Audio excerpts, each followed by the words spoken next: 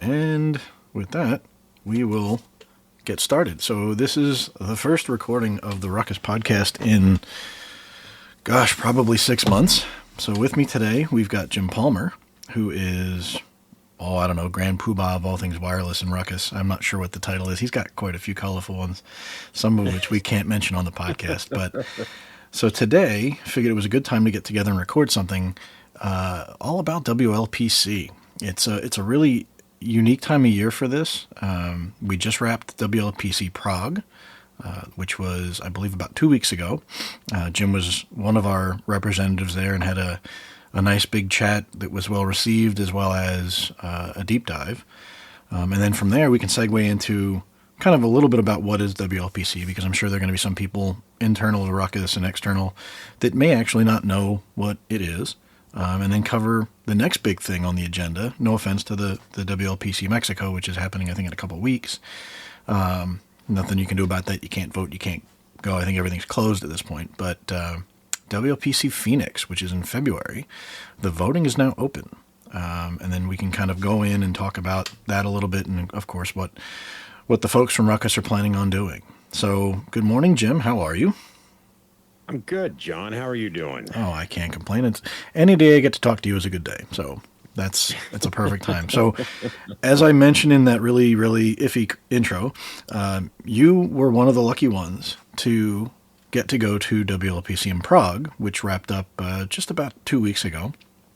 And I know you gave one of the sort of, I don't want to call it a keynote, but basically one of the bigger talks, one of the longer talks in the session, as well as your wildly popular antenna deep dive. So, in a couple minutes, whatever you want to take, if you want to give us a little bit of a recap how it went, what you thought of the event, because I think it was your first time going to a European WLPC. Yeah, it was. I've been to the one in Phoenix, the U.S. show. 4 times, 5 times, I forget. I've been there a lot, but this is my first time actually going over to Europe, and it looks like they've kind of settled on it being in Prague now, so we can kind of count on that going forward, that the European show conference get together will be in Prague. Hotels still, possibly changing. I don't know. There's still some flexibility there, but first time going to Prague, and it's amazing. It's not that the U.S. show is the conference get together. Do we know what WLPC? I mean, and it's Wireless LAN Professional Conference, but it's not really. I mean, you've been there. You've been to WLPC. Calling it a conference is a bit of a misnomer. It is. I think, and I ran into this problem at a prior employer. Not a problem really, but conferences in the tech space have a sort of almost like a negative connotation. Everybody thinks of the bigger vendor shows and thinks it's a lot of parties because that's what everybody sees and hears about. But the reality is it's a smaller show, Prague being a lot more intimate than Phoenix, and Phoenix is pretty darn intimate as it is with only 300 people. It's more of seminars. And I've said this to Keith. I know I'm not the only one that has said it. I wish in a way that they would rename it in some way, shape, or form to say like it's the Wireless LAN Professional Seminar. Doesn't have quite the same ring to it, but it's much more about training and learning and preparing for what's coming, and in some ways what's been dealt with. Because at the end of the day, everybody that's in wireless does his or her thing. And the reality is some of us might do a little bit of everything, and some of us might only do one thing. So, for example, I am an SE. I am focused on service provider. I know other SEs in Ruckus that are focused on enterprise space, and the two couldn't be further from each other in terms of what they deploy and how they deploy it. And wireless in general is the same way. I mean, we've got people that deploy in mining and industrial spaces, and we've got people that are only doing carpeted offices, and how you survey and how you handle the problems. Some of the problems are the same. The users are always going to be a challenge for everybody. That's not a knock on users. That's just the reality. They're our customer. They're the constant. But the conditions, the environment, that is changing. And the nice thing about WLPC is it brings all of us together, 300 plus people, I think it was about 150 in Prague, that you get to hear those stories. I mean, you look at the list, and we'll talk about the WLPC talks in a little bit for Phoenix, but you look at the talks, and all of them, the beauty part about all the talks in all of the WLPCs that Keith and his folks have ever run are on the Wireless LAN Professionals YouTube channel in perpetuity, I would assume. But you can hear them all, which is nice. So if you don't get to attend or you want to go back and rewatch it, you can. But you'll get talks on Wi-Fi 6, Wi-Fi 6E, Wi-Fi 7 now. I'm sure in a year or two somebody will be bold enough to start talking about Wi-Fi 8. But you've also got the war stories, if you will. How I handled this project, what I dealt with, what are the challenges that I didn't expect. And then sort of the niche stuff. You've got IoT people talking. You've got, people relaying Bluetooth. LoRa is sort of, I don't want to call it exploding, but it's definitely getting a lot more traction in the space, and we're seeing some talks with that. And it's things that you and I might be interested in, but in a day-to-day existence, we don't have a chance to talk about it. So to any manager, any supervisor listening, to kind of get back to Jim's initial point, it's a conference, but it's not the conference you might be thinking of. It's not a trade show. There's no sales pitches happening. There's no booths. At the end of the day, something I think that's lost on a lot of people because they're used to the big live events and things like that. There's no vendor involvement in the sense of you can get on the stage and talk, and you might mention that you work for Ruckus, or you might say, hey, this is something that we could solve with a Ruckus solution, but you're not paying for your spot, and you're not allowed to pitch the product. And if you make the mistake, whether it's a 10-minute, a 30-minute, a 55-minute talk of basically going up there and giving a vendor-driven sales pitch, it will be the last time you're on the stage. Basically, that the audience will vote them out. They won't vote them in, which is the other nice thing about this. You pitch the talks, and the people that are attending get to vote on it. So it's really not, I want to give this talk. I think this would be a great keynote. It is, I think this will be a great keynote. I hope people agree, and then we get to find out. So that's something that I think is really unique about this conference. I mean, I know without mentioning the other vendor conferences, I know that there was no voting. It was, these are your tracks, pick your talks. And if you went to one, that was it. You missed 5 others that you might be interested in. And as far as I know, a lot of those don't get recorded and shared later. Maybe they do. I never paid attention to that point. Some of them probably do, but that's one of the unique things about what Keith does in WPC. But so Prague, back to Prague real quick before we shift to Phoenix. It's like half the size. I mean, this February from 2022 was a completely unique WLPC for everybody because, first of all, we were finally allowed out of our caves, right? We'd all been in lockdown. It was the first WLPC in 2 years. And it wasn't as crowded as usual.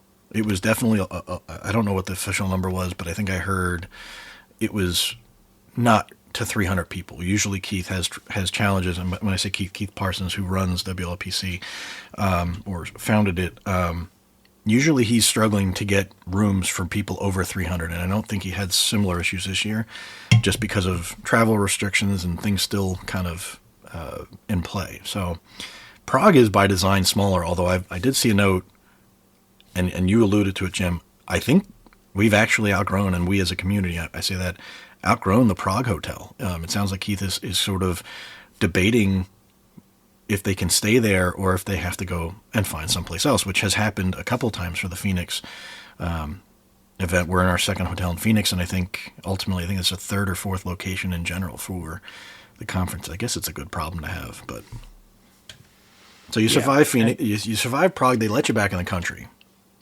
Yeah, and to get back to Prague real quick, it's interesting because while it's not as big, and there was 140 people that attended the WLPC Prague this year, WLPC EU, I guess. It's a different feel. It's not worse. It's not better. It's just different. And so that was sort of an eye opener to me because there are a lot of people who that are sort of in the European, Middle East, Africa, the EMEA sort of realm who can't make it to Phoenix, who can't come to the U.S. show, or U.S. event. And so it's a very different feeling, but it's not worse. It's not better. It's just different. So if you do get the chance, and generally speaking, what happens is funny. There was a guy that I talked to in Prague, and he was like, "This is like a life-changing event." He's like, "Do you think it'd be okay if I blogged about it? About attending WLPC for the first time and how cool this is and what great." And Absolutely. I was like, yeah. I said, just remember, I was like, you're not going to be the first person to blog about it, about how great it is and how life-changing it is. I said, you're going to be about the 900th person who is just like, WLPC really can change your life and change the trajectory of your career in a lot of ways, because it exposes you to, and I say this in something I wrote, it exposes you to people that you wouldn't ordinarily get exposed to.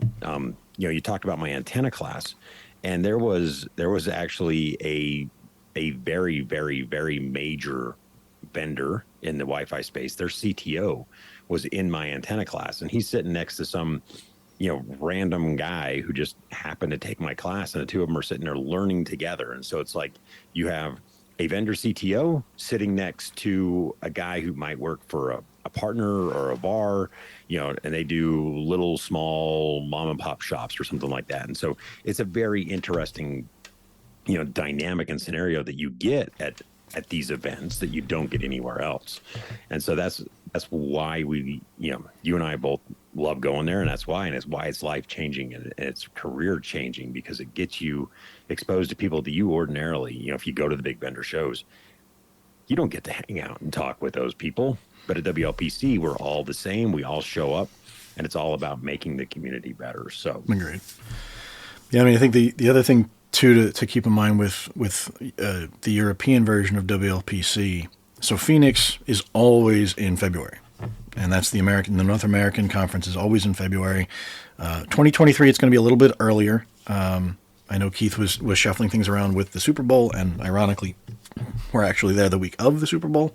The game is on Sunday. We exit the town on Thursday.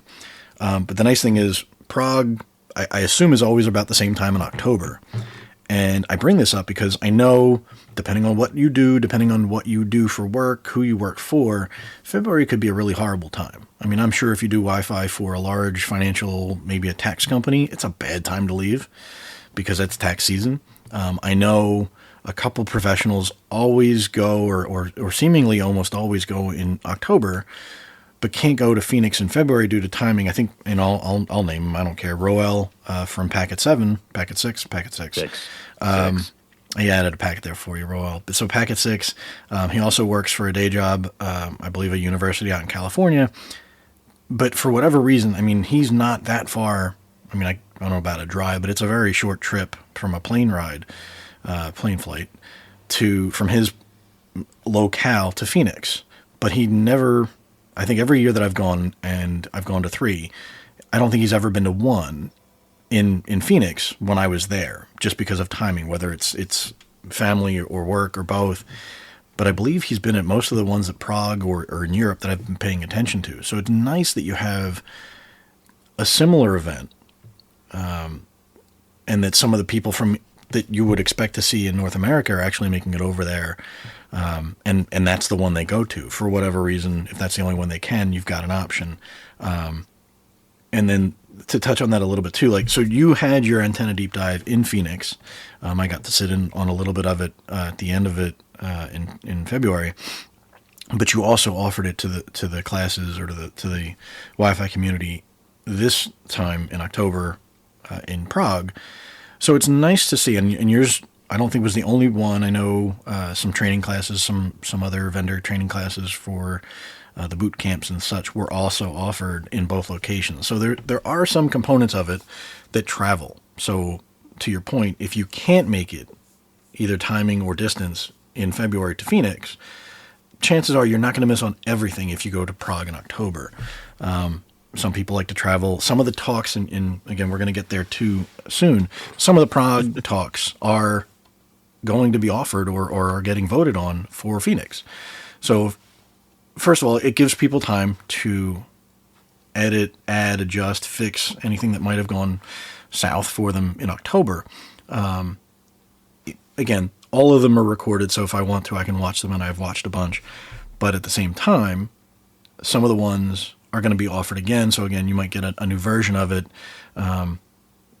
there's always that sort of challenge. And I guess it's challenging to the ones giving the talks, and it's a good segue for us, because you don't want to give the same talk twice.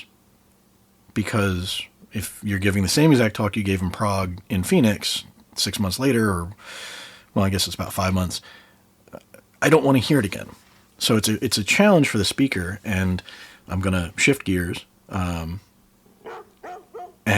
we're going to talk about for a little bit before we get into Phoenix. I keep on teasing everybody. We should kind of do a level set for anybody that's tuned in and somehow doesn't know what WLPC is and hasn't gone and Googled it. Wireless LAN Professionals Conference. We touched on it. It's not really.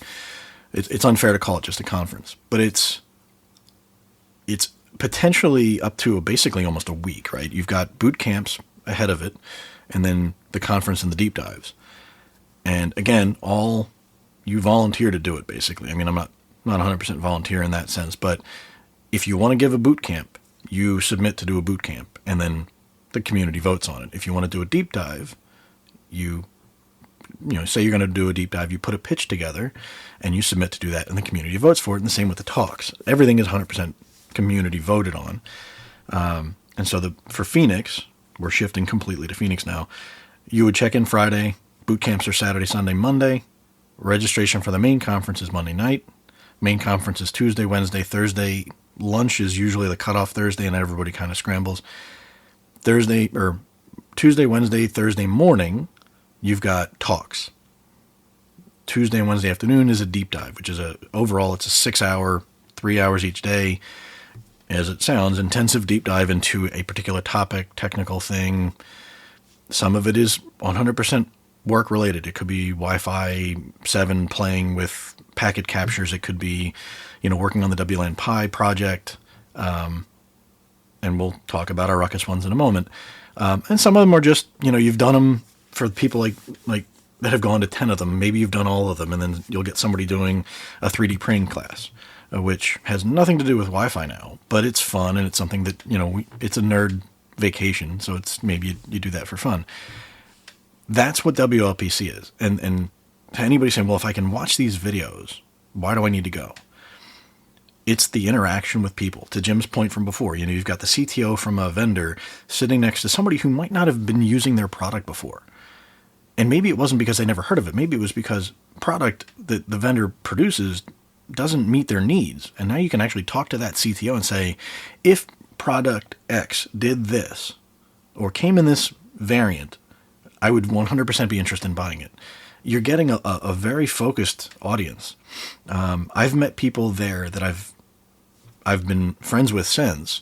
I met you at 2019's WLPC. We did different boot camps, but hung out for dinners and stuff.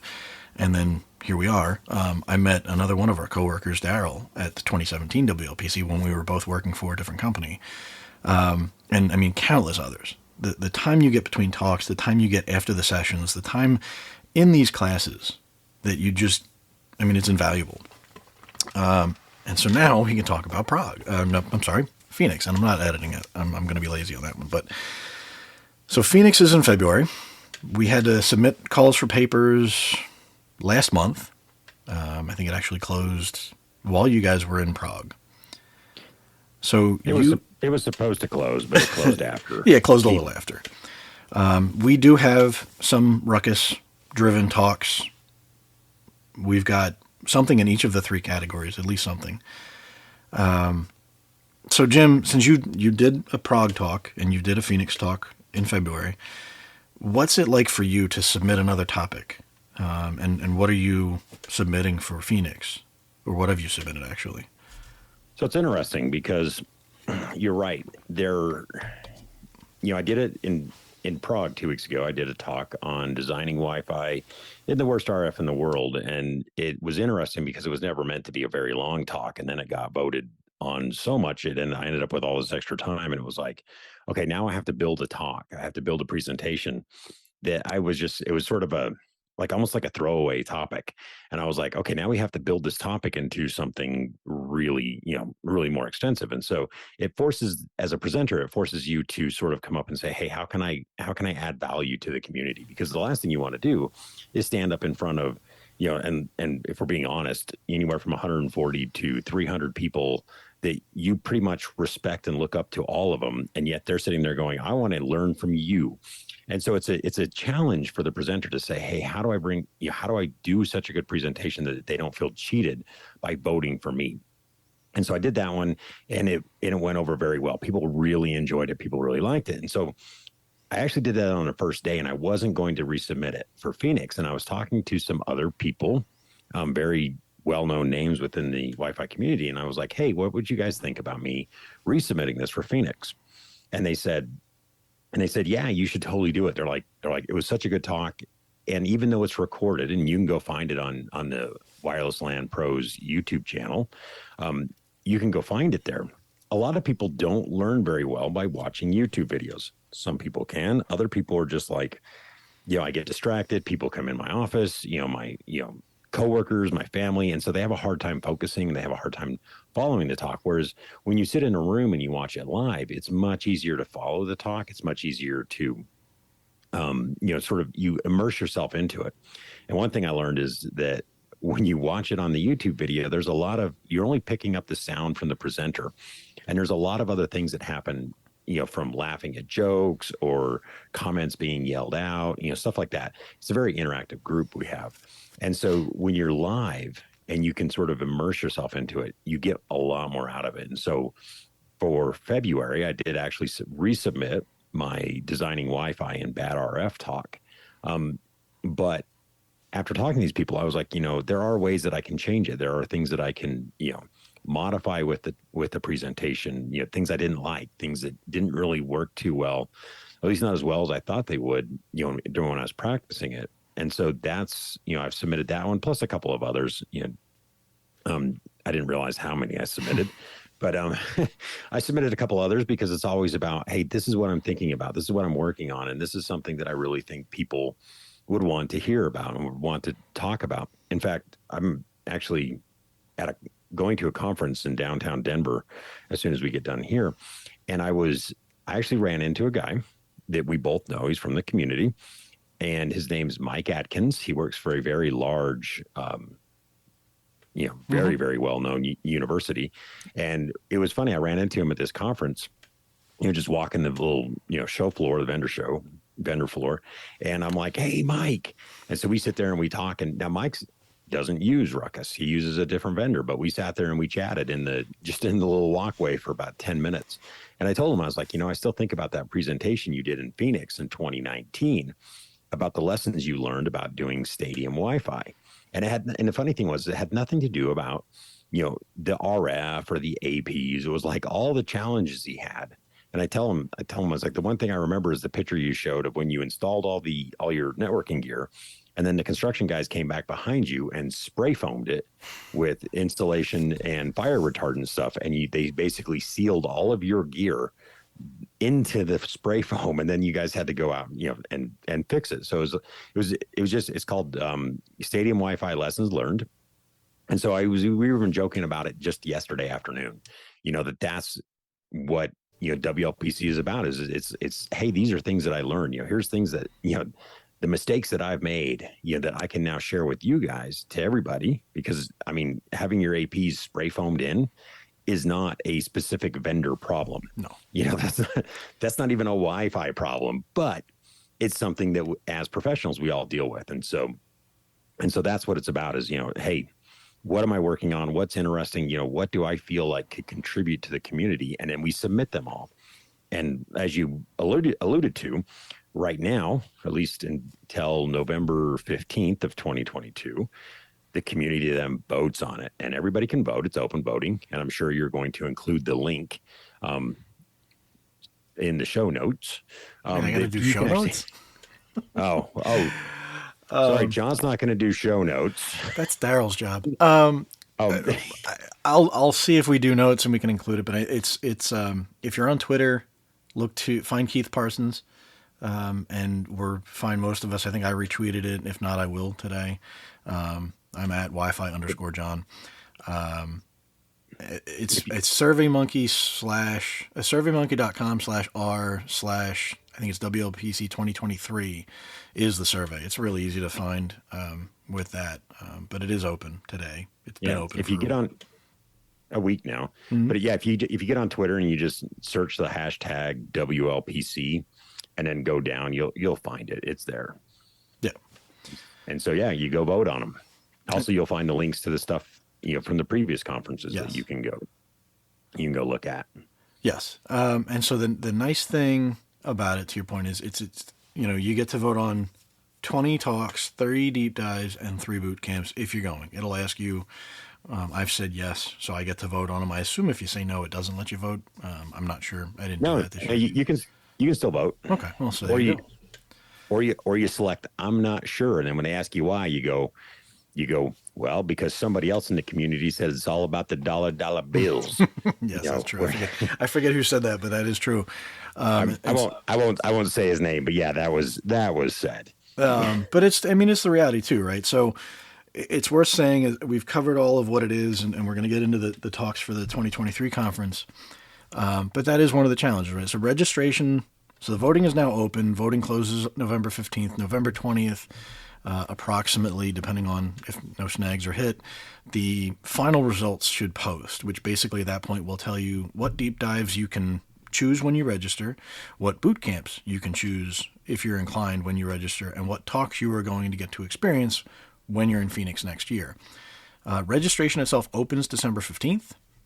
Pricing has not been finalized yet. I know Keith is still working with the hotel to iron everything out. Obviously, with inflation being what it is nowadays, it's probably going to be more than last year. And I think last year was just, if you're doing boot camp and full conference, and that includes your hotel and everything, and most meals, not every meal, but most meals, it was a shade under $6,000. I think it was like $5,800 for boot camp and the conference, which when you figure you're only flying out, I mean, at that point, or if you're local, you can drive, but that's all. You're paying for airfare and everything else is kind of wrapped in. And if you're smart or you go to all the vendor sessions at night, you don't really leave the hotel. I know Jim and I were there. Jim, you were there for the whole boot camp and conference experience last year. I was just there for the conference. I never left. I ran out once to get something I needed that I didn't bring, but other than that, I never went. I didn't get in the car for dinner. We walked. We went to different presentations after hours. I mean, it's very, very busy. There's a lot of learning going on. But so go ahead. I tell people at WLPC that you get up and you go to breakfast to get your coffee at 7 a.m. And if you don't want the hotel coffee, then you just go to, they actually have a group that will do a coffee run. Mm-hmm. And, it's like, and you can do a coffee run or you can just go running. But you start talking Wi-Fi at like 7 a.m. and then you keep going until about midnight when you finally collapse in bed. And then you wake up in the morning, you do it all over again. So let's get to the talks, the meat and potatoes, really. Yep. So perfect. So you start the survey, you get 20 talks to vote for. They think, and I'm looking at Jim did a handy dandy Google Doc or Google Sheet. There were like 107 talks, I think. 107 talks that were submitted as possibilities you can vote on. Yeah. Now, just going off of what he posted for Prague, I think there were something like 40, 45-ish talks given. And so there's three flavors of talks. There's 3 big 55-minute talks. Consider them like a daily keynote, if you will. And there are then a couple, I don't know how many slots that get a 30-minute slot. And then there's a bunch of 10 talks. So you've got, a lot of content being put out there. So think about that. There's 107 talks, not from 107 people, because I know I put a few in, Jim put a few in. If you look at the survey, there's a number of people that put 2 and 3 talks in. Not all of them get voted in. Some of them don't get any. Some of them get 2. It happens. There's 107 talks. You're going to get less than half of those to actually consume. So you really have to make sure you bring your A game when you do your pitch, which is something that Jim is exceptionally good at. And I was fortunate to have him help me craft mine to make them a little bit better, hopefully. You have to sell the talk to the community, but you've got 107 talks to talk about. And so, Jim, what did you put in for Phoenix, other than the RF in bad environments, which we talked about, which, if you didn't watch the video, strongly recommend watching it. It's a good video. So I submitted one. It's called Breaking Out of Our Tunnel Mentality. It's the idea that, for the longest time, we would deploy Wi-Fi networks, and not necessarily we as in Ruckus, but we as in Wi-Fi professionals, where we would tunnel the traffic back to a controller. And with the way that technology has evolved, with the way that our understanding has evolved, is tunneling the data back to a central controller, a central point. Does that really make the most sense? What's the penalty we pay? What's the advantages we get? So that was one of them. And then the other one was something that I've been sort of thinking about for a long time. And it's called what goes where and how. And it's basically, when magical hand waving just doesn't cut it, because everybody goes, oh, it goes to the cloud, and they wave their hand. And it's great for CTOs, CIOs, but for network professionals, we actually need to know a little bit more about it. Where exactly is it? Is it public cloud? Is it private cloud? How do we access it if it's like that? What's the data flow? How does all this stuff work? Because, one of the big questions that I know we both get all the time is, if our controller's in the cloud and we're using, say, DPSK or something like that, and the controller goes down, how do you reassociate? How do you associate? Can you associate? And so there's all these questions that we need to know and understand, when we start moving things to the cloud, or when we start moving things around, we start splitting it up the way that we do, it's like, and so that was my third talk was, hey, we need to do better as vendors, as, network professionals, to figure out what exactly, what goes where and how. And so that was my three. And there's some others. I mean, you submitted three. Mm-hmm. Yep, so, I have three myself, and I'm looking at a couple that have not just myself, but since it is a Ruckus podcast, I put in three.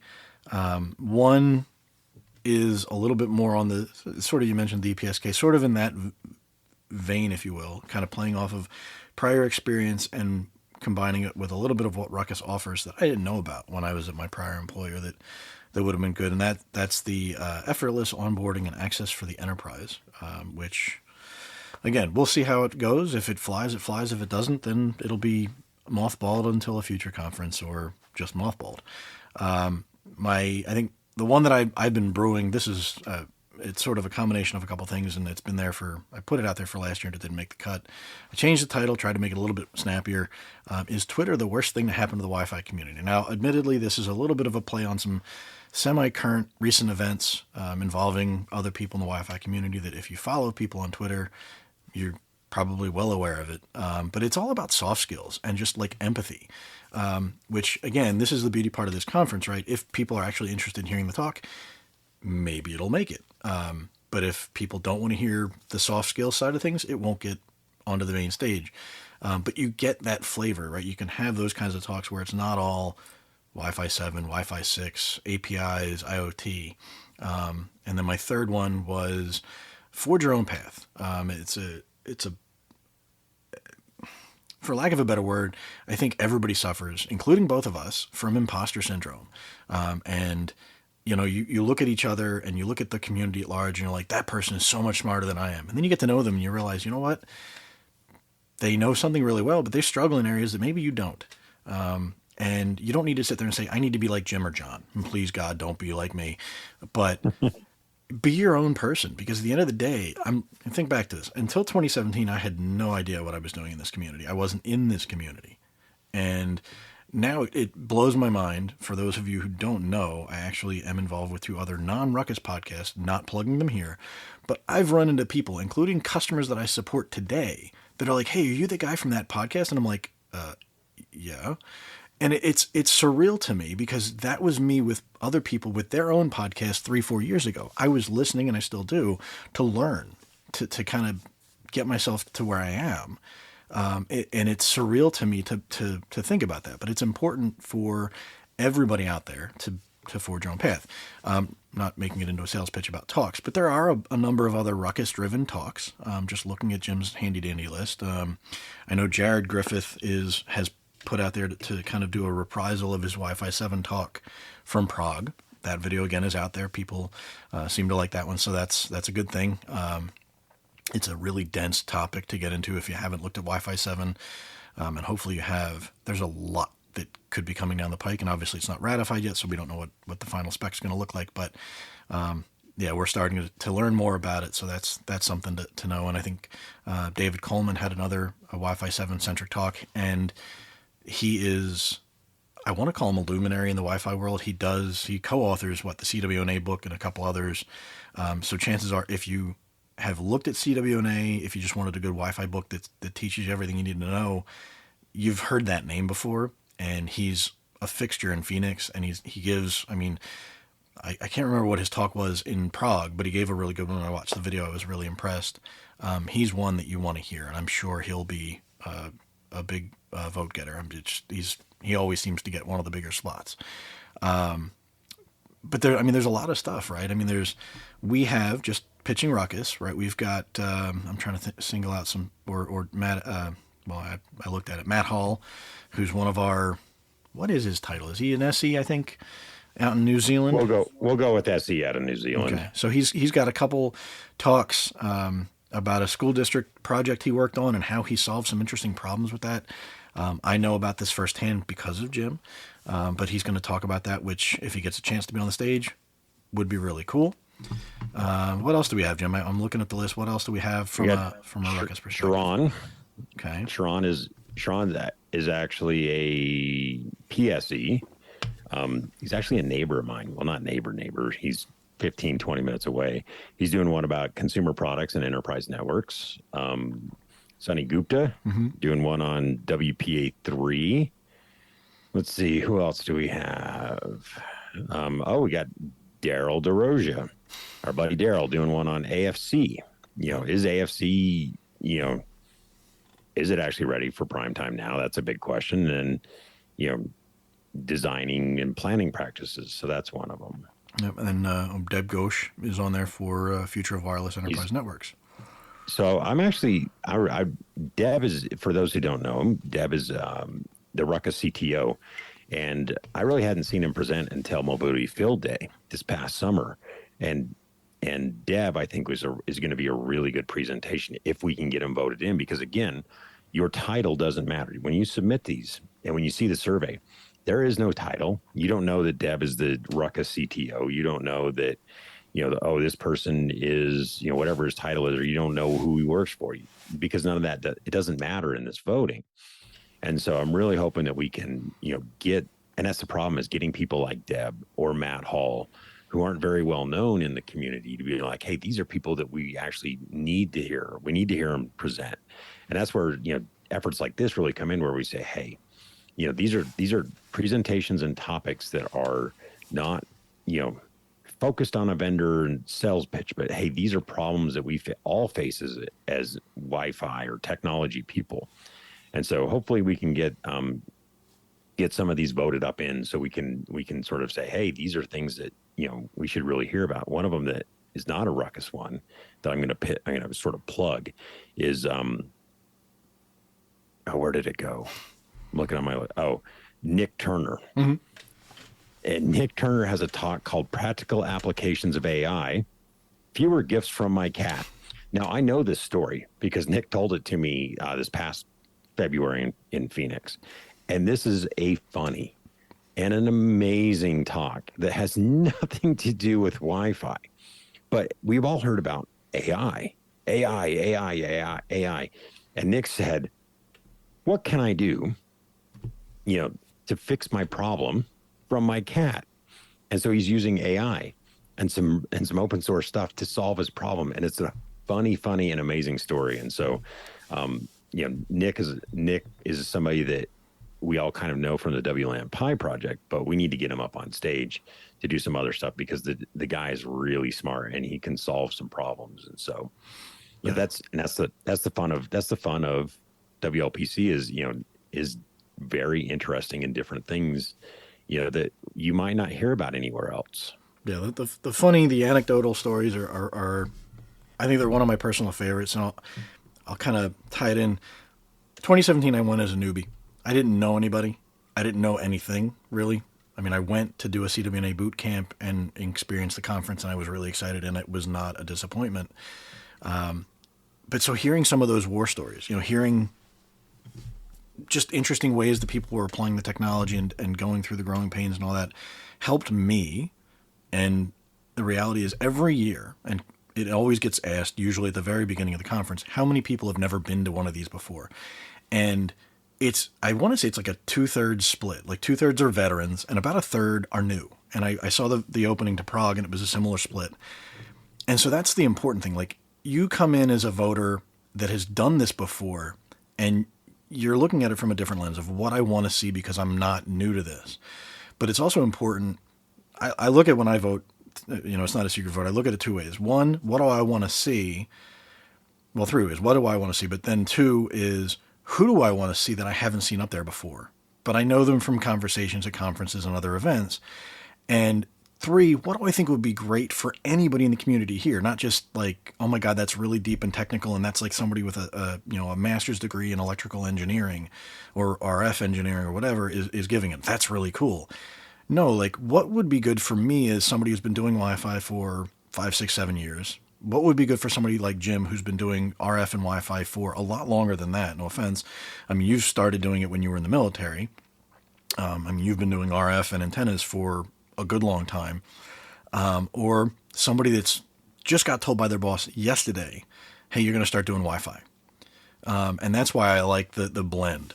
And looking at, a non-Ruckus talk that I'll plug, somebody who I know does a really good job. He's smart. He does a really good job with Wi-Fi. He's fairly popular in the community, as recent events have proven. But Raymond Hendricks is giving a talk, or pitching to give a talk, because again, if he doesn't get voted in, it doesn't happen. High speeds in Wi-Fi, event Wi-Fi for the Dutch F1 GP Grand Prix. I mean, that sounds pretty cool, right? I mean, and here's the reality. There's that, and there's another one. I can't remember the gentleman's name, but there's somebody who does like stadium Wi-Fi, who does like the big events. I'm not going to name any big football games or anything like that. But he was supposed to talk last year, and for whatever reason it didn't happen. But it's on the voting again this year. Here's the reality, right? I can admit, not naming my previous employer, but I've had the ability to work some pretty cool events and in some pretty cool locales. But those are few and far between. Like, I was really, really lucky considering who I worked for, what I was able to do, what I was able to get exposed to. But the reality is, there's a limited number of those opportunities. So I don't want to call it like a humble brag, but I've talked to people in the community. I know people in the community. Rob, from now wherever he is in Europe, was one of them. He used to tell me, he's like, I want to work a project that does theme parks. I want to do a project that does like a sports stadium. He had a couple bucket list Wi-Fi projects, because the reality is it's a very specialized skill set. Not many people get a crack at them, but they're really cool projects to work on because they take a few years to come together, and they're uniquely challenging. And so having people like that on stage that can kind of walk through those events that have done those, that's pretty cool. It might be something that you and I will never, ever get a chance to do, but to hear about it is pretty cool. So I'm pretty, there's definitely some, it was tough to come to 20. And it usually is to cull it to 20, but it'll be interesting to see what the final mix is. Like we said, we've got a number of people. I think we had something like 10 or 15 talks that were Ruckus driven, and by driven I mean Ruckus presenters. So, by all means, please vote for us if you want to hear us talk, and if you don't, I won't be offended, because I've never had a chance to be on stage. I live vicariously through Jim, and I hope my face gets on one of his slides again. Okay, so it's a bit of an unexpected and abrupt stop, but we are going to call this an episode for today. The WLPC episode ran a little bit longer than we were planning. Well worth it. But we're going to stop it here, and we're going to make it into a 2-part show and drop this in the middle. And we hope you come back for episode 2 shortly.